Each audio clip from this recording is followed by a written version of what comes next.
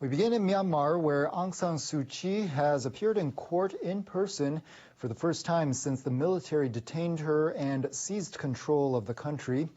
The ensuing crackdown has killed hundreds, displaced thousands, and plunged Myanmar into chaos. Aung San Suu Kyi attended a court hearing on Monday in the capital, Naypyidaw. She faces several charges, including illegally importing walkie-talkie radios. She attended previous court hearings by video link. Her legal team spoke with her for half an hour before the closed-door proceedings. One of her lawyers said Aung San Suu Kyi looked fit and alert and smart as always. Aung San Suu Kyi told her team to tell the people she cares for them. One thing she said is that her body grows out of the people, and wherever the people is, there must be, and there is necessarily be the body. The Electoral Commission appointed by the Myanmar military said last week it's considering dissolving the NLD. Turning to Japan, where the central government is trying to speed up its vaccine rollout. Large-scale facilities have opened their doors in Tokyo and Osaka. Officials aim to inoculate the country's 36 million seniors by the end of July. Vaccination at the two sites started Monday morning. The venues are operated by the self-defense forces. The Tokyo facility will be administering 5,000 shots per day of the newly approved Moderna vaccine, while the one in Osaka will be giving out 2,500. The government says it hopes to double their combined capacity from next week. It all went smoothly, without any confusion.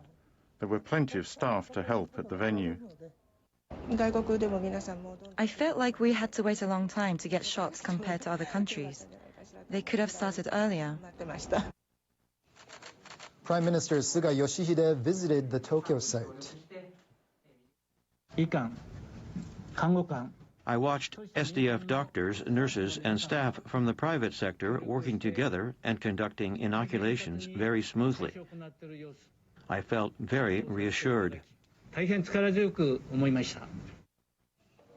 Japan's vaccination program started in February with healthcare workers before expanding to the elderly in April. So far, only 6% of people aged 65 or older have received at least one dose, lagging far behind other G7 countries. Sports associations are cooperating with the vaccination rollout. Tokyo's Kokugikan Sumo Arena was used on Monday to inoculate locals and retired wrestlers. After receiving their shots, senior citizens were able to rest near the ring in case they experienced any severe reactions. I came here for the first time.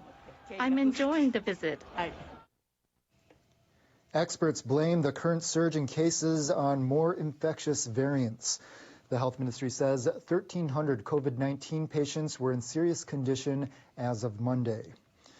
10 prefectures are currently under coronavirus state of emergency, with Okinawa added on Sunday.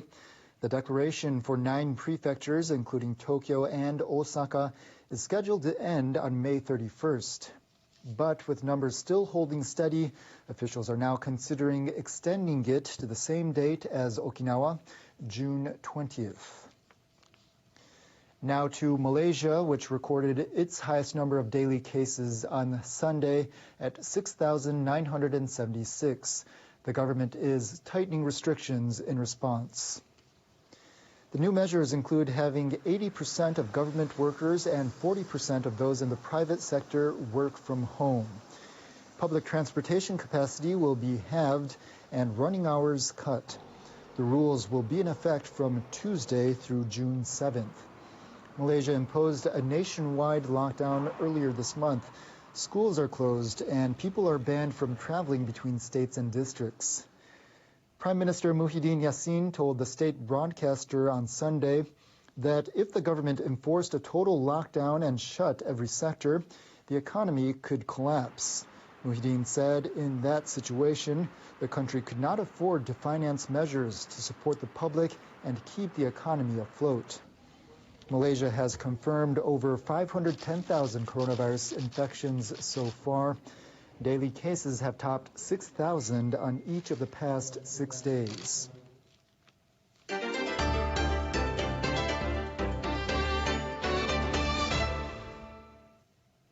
A Chinese Foreign Ministry spokesperson has expressed Beijing's strong opposition to a mention of Taiwan in a joint statement issued by the leaders of the United States and South Korea. Taiwan's issue is purely China's domestic issue. It is related to China's sovereignty and territorial integrity. No foreign forces can interfere. We urge relevant countries to act with prudence and speak cautiously. Do not play with fire. The spokesperson reiterated China's stance that relevant nations reserve the rights of freedom of navigation and flights over the South China Sea based on international law, and that no problems exist. U.S. President Joe Biden and his South Korean counterpart Moon Jae-in held talks at the White House last Friday. They issued a statement emphasizing the importance of preserving peace and stability in the Taiwan Strait. It also said the two countries pledged to respect international law, including the freedom of navigation and overflight in the South China Sea and beyond. Japan's Coast Guard says 4 Chinese government ships entered Japanese territorial waters off the Senkaku Islands in the East China Sea on Monday.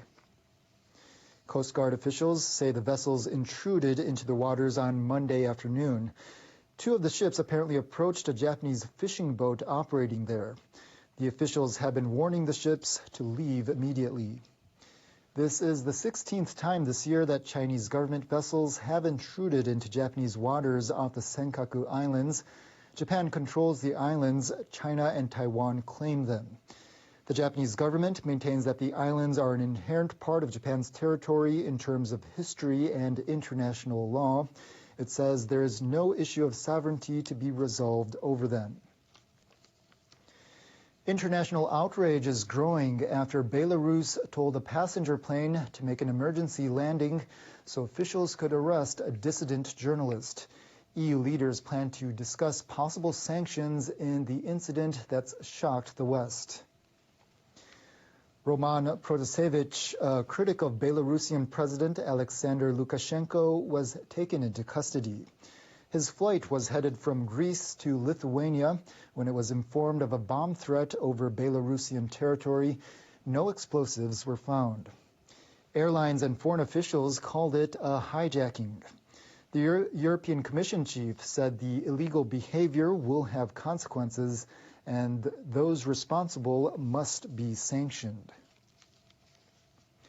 At least 15 people are dead after a volcano erupted on Saturday in the Democratic Republic of Congo, and tens of thousands of people have seen their lives thrown into turmoil. My mother and my father passed away. Now I feel very bad, but I'm asking for help because what we had has gone up in smoke. We don't even have a pot. We're now orphans. We have nothing. Mount Nyiragongo is near the border with Rwanda, where thousands have now fled. 9 of those who died were reportedly killed while evacuating. UNICEF says more than 150 children are separated from their families. More than 170 are feared missing. In all, at least 25,000 people were displaced. The UN agency says it's providing drinking water to prevent the spread of cholera. A Japanese woman who was abducted by North Korea in the 1970s is back to campaigning to bring fellow victims home. Soga Hitomi was abducted by North Korean agents in 1978 along with her mother, Miyoshi. Japan says around that time at least 17 people were taken. Soga is one of only 5 to return. Her mother's whereabouts remain unknown. COVID-19 forced Soga to take a break, but now she's once again collecting signatures petitioning the government to take action. Even in the middle of this pandemic, time is steadily ticking away. I hope from the bottom of my heart that talks between Japan and North Korea will be held as soon as possible. For some campaigners, the wait has proven too long. Yokota Shigeru died after decades of fighting for the return of his daughter, Megumi. I want to say aloud that time is really running out as the victims' family members are aging. Soga says she wants to ensure people don't forget about abductees and keep pushing for their release. It's time now for a check on world weather. People in northeastern India are bracing for the arrival of a strong cyclone. It's the second storm to impact the country in a week. Our meteorologist Sakamori has the details. Hello there. Last week, Cyclone Tote made landfall in northwestern India, and that caused significant damage. It was the strongest cyclone to do so since 1998. Now we are seeing another cyclone on the opposite side of India. This is Yasu. This system will likely intensify to a very severe cyclonic storm, and then it could hit northeastern parts of India on Wednesday. That weather is expected to pound many places of northeastern India as well as surrounding areas, so be careful of the significant bad weather. Meanwhile, weather was pretty bad during the weekend. We saw high temperatures and then suddenly dropped on Saturday afternoon in Gansu province, and because of a sudden change in temperatures, 21 marathon runners were killed in Gansu province. Meanwhile, we are seeing some rainfall across the southern end of China due to a rainy season front, but rain will likely ease there, but instead the Yangtze River Basin could see rainfall forming for the next couple of days or so. Now, yellow sand will likely reach western Japan on Tuesday, and that could head towards the eastern portions of Japan into your Wednesday. Be careful of laundry, and if you have respiratory problems, be careful of the bad weather conditions too. Meanwhile, we saw quite high temperatures in southern Russia during the weekend. We saw mercury hitting nearly 40 degrees or so. Hot weather will continue to affect southern Europe, 33 in Athens and 26 degrees in Istanbul on Tuesday. Before we go, I want to show you two different weather conditions in Italy. As Italy starts to slowly reopen in the midst of the pandemic, people are taking different approaches to getting outside. Skiers headed to the higher elevations where they slid down the slopes for the first time since February of last year. Meanwhile, down south, those in Sicily are hitting the beach, enjoying the warmer temperatures. That's it from me. Have a nice day. The number of people who have died of COVID-19 in India passes 300,000. State television in Myanmar shows pictures of ousted leader Aung San Suu Kyi for the first time since the military seized power on February 1st. The European Commissioner for Justice calls for the punishment of Belarus over the forced landing of a passenger jet in Minsk to arrest an opposition reporter. And Iran and the United Nations Nuclear Agency agree to a 1-month extension of a deal to keep cameras at Iran's nuclear development centers. The UN has called for urgent aid for Nepal as the country is struggling with a deadly second wave of coronavirus. It has recorded more than 500,000 cases. Myanmar's deposed leader Aung San Suu Kyi has appeared in person at a court hearing for the first time since her government was overthrown. She is one of more than 4,000 people detained since February's coup.